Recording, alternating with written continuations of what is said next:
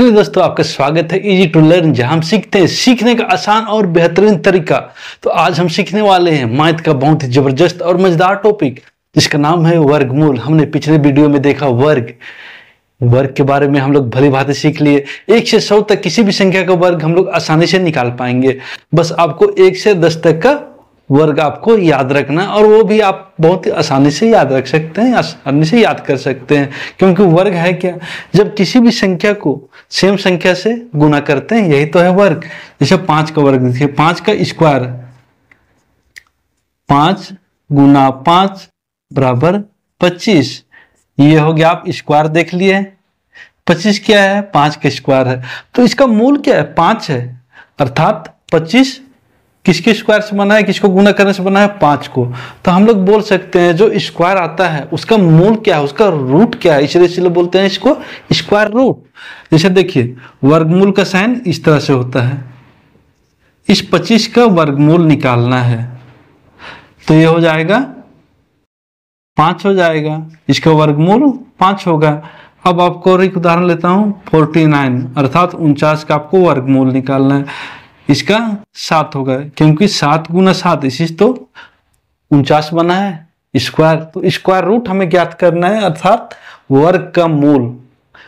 अर्थात इस वर्ग किससे उत्पन्न हुआ, इसका मूल क्या है, इसका रूट क्या है, उसी को देखते हैं, उसे कहते हैं वर्गमूल, स्क्वायर रूट। तो फटाफट से हम लोग अभी शुरू करते हैं किस तरह से हमें इस स्क्वायर रूट को पढ़ना है, और वो भी परफेक्ट स्क्वायर का हम लोग रूट निकालेंगे। परफेक्ट स्क्वायर नंबर का हम लोग को रूट निकालना है। मैं आपको बतलाता हूं, जिससे आप बहुत ही आसानी से और मजे में मजेदार तरीके से आप बहुत ही जल्दी निकाल पाइएगा। 529 इस संख्या का स्क्वायर रूट निकालना है। ऊपर जो साइन है स्क्वायर रूट का है, वर्गमूल का है। तो हम लोग इसको किस तरह से निकालेंगे कि हम लोग बहुत आसानी से इसका सटीक आंसर तक पहुंच सके, सटीक वर्गमूल निकाल पाए, वो बहुत ही आसानी से। देखिए, इसे हम लोग दाईं ओर से जोड़ी में सजा लेते हैं। 2 का जोड़ी में सजा, ये एक ही है, कोई बात नहीं, एक ही। अब पहले देखते हैं इस 29 में लास्ट नंबर 9 है, लास्ट नंबर 9 है, उसे ध्यान से देखिए। इस टेबल में देखिए, इस स्क्वायर में 1 से 10 तक के स्क्वायर में किस किस संख्या में आपका लास्ट में 9 है। तो देखिए, यहाँ 9 है और एक यहाँ है, अर्थात 3 का स्क्वायर 9 होगा और 7 का स्क्वायर 9 होगा। अर्थात 3 का होगा और 7 का होगा। इकाई अंक आपको मिल गया। अब आपको दहाई अंक देखने के लिए इस 5 से करेंगे, 5। अब 5 देखिए, किसके स्क्वायर के बीच में 5 है। देखिए, 2 का स्क्वायर 4 होता है, 3 का स्क्वायर 9 होता है, तो इस दोनों के बीच में ही 5 है, इस दोनों के बीच में भी 5 है। तो हम लोग छोटी वाला संख्या को लेते हैं, ले लिए 2। अब इस 2 को एक बड़ी संख्या अर्थात 3 से गुना करते हैं, 3 दूना 6। अब इस 6 से डिसाइड होगा कि हम लोग को 3 लेना है या 7 लेना है, क्योंकि 3 के स्क्वायर में भी लास्ट में 9 है, 7 के स्क्वायर में भी 9 है। लेकिन हमें पता नहीं, दहाई का अंक तो पता चल गया 2 होगा, लेकिन इकाई का हमें अभी तक कंफ्यूजन है, 23 होगा या 27 होगा। तो देखिए, ये जो एक बड़ी संख्या से इस 2 को गुना किए 6 हुआ, तो क्या ये 5 6 से बड़ा है या छोटा है, ओब्वियसली छोटा है। तो हम इस छोटी वाली संख्या को लेंगे 3, हो गया आंसर 23, हो गया ना, है ना राशि। अब इस 4 अंकों की संख्या का हमें स्क्वायर रूट निकालना है, वो भी बहुत आसानी से निकालेंगे। इसे दाईं ओर से जोड़ों वाली संख्या में सजा लेते हैं। 84 हो गया। 84 में देखिए आखिरी अंक 4 है, तो 4 किस किस के स्क्वायर में आखिरी पर्दे के टेबल में देखिए, 2 के स्क्वायर में 4 आ रहा है और 8 के स्क्वायर में 4 आ रहा है। तो या इकाई अंक 2 होगा या 8 होगा, 2 होगा या 8 होगा। अब देखते हैं इसका काम हो गया। अब 60 देखते हैं, 60 किसके स्क्वायर के बीच में 60 हो रहा है। देखिए, 7 का 49 हो गया, 8 के स्क्वायर 64 हो गया, इन दोनों के बीच में ही तो होगा 60। तो हम छोटी वाली संख्या को लेते हैं 7 को, और जस्ट इससे बड़ी संख्या 7 और 8 को गुना करते हैं, 7 8 56, क्योंकि इन दोनों के बीच में हो रहा था 60 हो रहा था, इन दोनों गुना करते हैं 56। क्या 56 से 60 बड़ा है या छोटा है, ओब्वियसली बड़ा है, तो हो जाएगा 8। आंसर हो गया 78, है ना आसान।